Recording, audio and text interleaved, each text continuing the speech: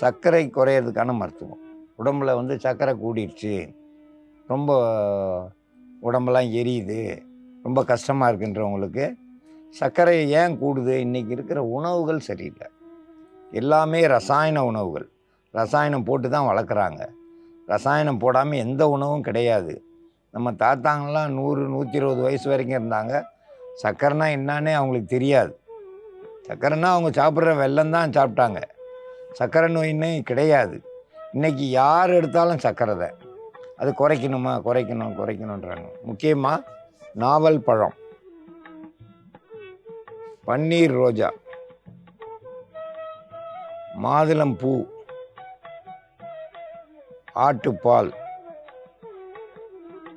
பனங்கற்கண்டு, இதெல்லாம் கூட்டு கலவையாக சேர்ந்து இப்போ மருந்தாக தயாரிக்கும். சர்க்கரை அதிகம் கூடிடுச்சுன்னு சொல்லிட்டு நிறைய பேர் வந்து டயட்லேயே இருப்பாங்க. அப்படி இருக்கக்கூடாது. அதாவது சுகர் வந்து நிறையா இருந்துச்சுன்னா குறைச்சிக்கரலாம். குறைஞ்சிருச்சுன்னா தான் அவங்களுக்கு உயிருக்கு ஆபத்தே வரும். அதனால் டயட்டில் இருக்கோம், சர்க்கரையை குறைக்கிறோம், உடம்புல சர்க்கரை கூடி போச்சு அப்படின்னு சொல்லிட்டு இருக்கவங்க பயப்படவே வேண்டாம். சரிவிகித உணவுகள், சிறுதானியங்கள் எடுத்துக்கோங்க. எல்லா பயிர் வகை, காய்கறி, கீரை, பழங்கள் எல்லாமே சாப்பிட்டுட்டு வர்றப்போ உங்களுக்கு வந்து சமமாயிரும். உங்களுக்கு அந்த சர்க்கரைன்ற அளவு கூடவே கூடாது. அப்படி இல்லாமல் வழக்கத்தில் இப்போ இருக்க உணவுகள் வந்து எல்லாமே ரசாயனம் கலந்தது. அதில் உப்பு கூடலாம், சர்க்கரை கூடலாம், கூடாமல் இருக்கலாம். இந்த மாதிரி உணவுகளே நம்மளுக்கு சர்க்கரை கூடுறதுக்கு காரணம். எந்த ஒரு கிழங்குலையும் எந்த ஒரு உணவுலையும் வந்து இனிப்பு சுவை இருக்குது. அதை வந்து சரியாக நாம் எடுத்துக்கிட்டோம்னாக்கா சர்க்கரைன்னா கூடவே கூடாது. சரிவிகித உணவுகள்னாக்கா சிறுதானியங்கள் எல்லாமே எடுத்துக்கோங்க.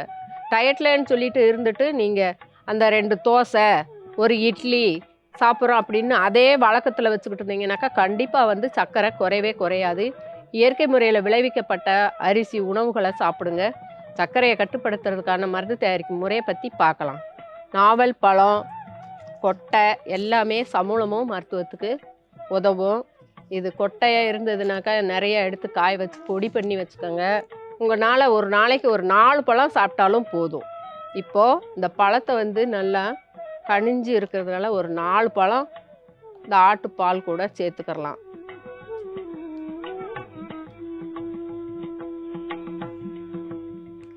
மாதுளை பிஞ்சு, இதுவும் துவர்ப்புத்தன்மை, சர்க்கரையை கண்ட்ரோலாக வச்சுக்கிறோம். ஒரே ஒரு பிஞ்சு எடுத்துக்கிட்டால் போதும். ஒரு பிஞ்சு எடுத்து நான் அரைச்சி வச்சுருக்கிறேன். இதையும் இந்த பாலோடு சேர்த்துக்கலாம். பனங்கற்கண்டு ஒரு 1/4 ஸ்பூன் அளவுக்கு கூட சேர்த்துக்கலாம். பன்னீர் ரோஜா, இதுவும் துவர்ப்புத்தன்மை, சர்க்கரையை கண்ட்ரோலாக வைக்கக்கூடியது, உடம்பை குளிர்ச்சி படக்கூடியது. உடம்பெல்லாம் வந்து எரியும், சில பேருக்கு கால் எரியும், விரல், கால் விரல், கை விரல், உடம்பு எரிச்சல், கண் எரிச்சல், இந்த மாதிரிலாம் இருந்துக்கிட்டு இருக்கும். ஒரு நாளைக்கு ஒரு முறை ஏதாவது ஒரு நேரத்தில் காலையில் வெறும் வயிற்றில் சாப்பிட்டீங்கன்னாக்கா ரொம்ப நல்லது. அப்படி உங்களுக்கு சாப்பிட முடியலனாக்கா பால் கிடைக்கிறப்பெல்லாம் வந்து சாப்பிடுங்க. சரிவிகித உணவு எடுக்கிறப்ப சர்க்கரை வந்து நம்ம உடம்புல கண்ட்ரோலாக இருக்கும். சர்க்கரை முழுதும் குறைஞ்சி போச்சுன்னு வச்சுக்கோங்க, ஞாபக சக்தியே இல்லாமல் போயிடும். அதனால் சர்க்கரையும் இருந்தால் தான் நம்மளுக்கு ஞாபக சக்தின்றது வரும். சர்க்கரையை கண்ட்ரோலாக வச்சுக்கிறதுக்கு இது ஒரு சிறந்த மருந்து.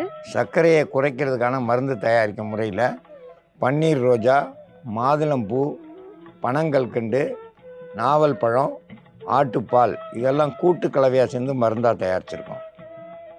இதை தினந்தோறும் குடிச்சிட்டு வந்தோம்னா உடலில் உள்ள சர்க்கரையினுடைய அளவு குறையும். சர்க்கரையை கட்டுப்படுத்த இது ஒரு சிறந்த மருந்து. இந்த மருந்தை பயன்படுத்தி பயன்பெற வேண்டும் என்று கேட்டுக்கொள்கிறேன்.